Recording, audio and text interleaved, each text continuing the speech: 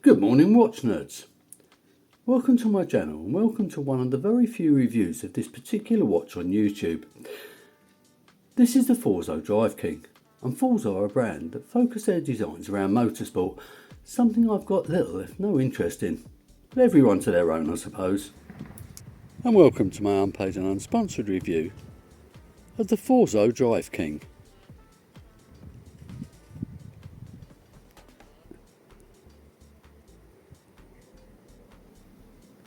Most of what this watch has to offer is actually very good, although there are a few moans I have. One is inexcusable and it's not just taste. At the moment, the only version of this watch available new is the mechanical version with a Seagull ST19 movement inside, which WatchGecko claims should be £849, but it's on offer at £399. Please tell me if you know anybody that would consider buying a watch with an ST19 movement inside for £849. Don't get me wrong, it's not a bad movement, but it isn't amazing either. I believe this quartz version, when new, was about £400 or thereabouts. Now to see if you think it's worth it, stick around. Well, the packaging is certainly quite impressive and it gives you the feeling that what you've bought is going to be premium. It's a textured and quite substantial box. Inside is an instruction manual that nobody will ever read, a cleaning cloth and a disappointing 1-year warranty.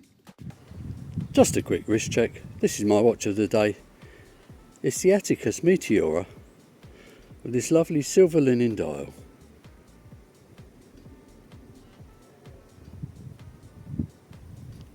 So now for the dimensions. Well, the case is 40mm, the lug width is 20mm.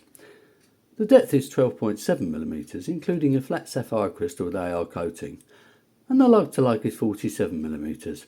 Adjusted to fit my 17cm wrist, it weighs about 127 grams on this bracelet. I believe it wears to size, but if you've got a smaller wrist than me, it may be too big. Hidden away inside the case is the Seiko VK64 quartz chronograph movement. The advantage with the VK movements is that they have a sweeping chrono hand. So press the button once to get it going, again to stop it, then the bottom button to reset the hand. Now always make sure you stop the chrono hand before resetting or you may damage the movement. Battery life is about 3 years and the stated accuracy is 10 seconds a month, although I'm sure in reality it's going to be more accurate than that. The screw down 6.5mm crown is very nicely knurled and setting the time is an absolute pleasure. What's more, when screwing it back in, it's actually buttery smooth. Now I always go on about the engagement, but for me it's really important. Now although as mentioned the crown screws down, the pushers don't. However, the watch does have 100 metres of claim water resistance, so swimming with it shouldn't be an issue. As you can see, it's got a 5-link Jubilee, and a very nice one at that, with each link being individual, thus making the bracelet very comfortable.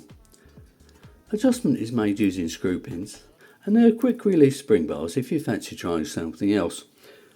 All in all, this bracelet is excellent. The clasp is nothing special, nor is it poor. In fact, most Seiko owners would like something this good. Now it's milled, it's got 3 micro adjustments, and it's got double pushers. It's nicely polished and brushed, and as you would expect, it's signed with the Forzo logo. Now the advantage of a clasp like this over an on-the-fly clasp is these are a lot more compact. The case is excellent, although a tad flat. Now the tops of the lugs have got circular brushing, then there's a polished chamfer which leads down to horizontally brushed sides. It's all done very well, and you even have the advantage of drilled lugs. My favourite part of the case is these cutouts for the pushers, which I think is a great piece of detailing. Now the case back looks terrific with this deeply engraved Forzo shield and some basic information engraved around the sides. I'd have to say though that the engraving is a tad sharp, but you don't really notice it when it's on the wrist. Have a look closely and you'll see this is 28 out of 50 in this particular option.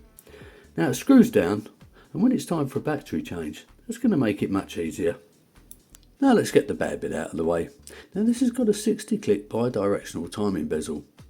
The action isn't great, but I suppose it's acceptable. There's a little bit of backplay, but there isn't any wobble. Now on the positive side, I think the insert's made of ceramic, but I'm not entirely sure. Now when I received this though, the bezel was horribly misaligned.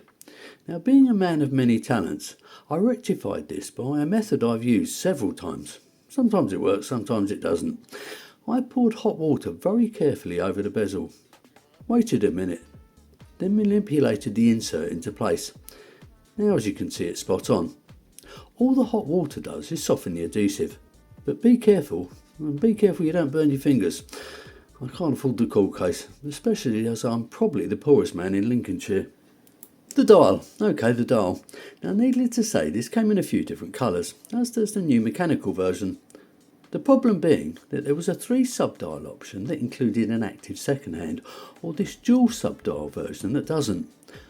I much prefer the aesthetics of just 2 sub-dials, but I prefer to have the active second hand. I suppose you can't have everything.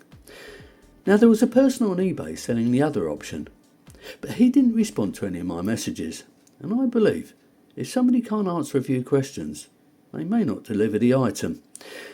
Needless to say, I went for this option, and frankly I'm not disappointed, especially as this colourway is absolutely stunning.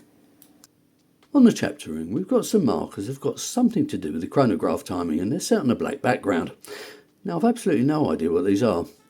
We then move into a printed second track, then some highly polished applied indices that are set on some raised loom blocks.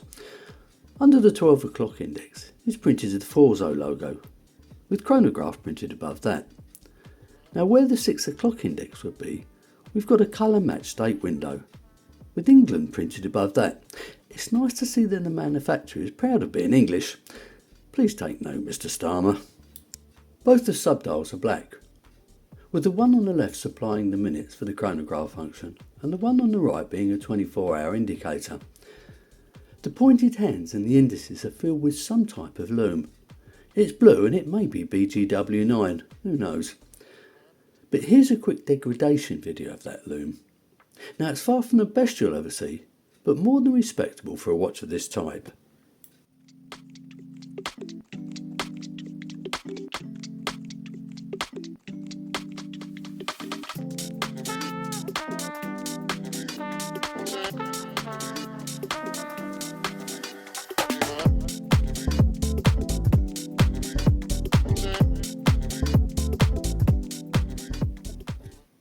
So what do I think of the quartz version of the Forzo Drive King?